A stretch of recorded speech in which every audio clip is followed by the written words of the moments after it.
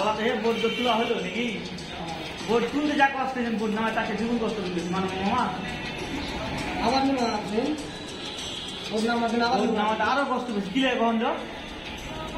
এই হিসাব খুলতে আর ধরতে আর নামাতে তোমার কাশ্মীর থেকে না খালি চেহারা উঠে রেখে দিচ্ছে নাকি আর তো কষ্ট হয়নি আর এখানে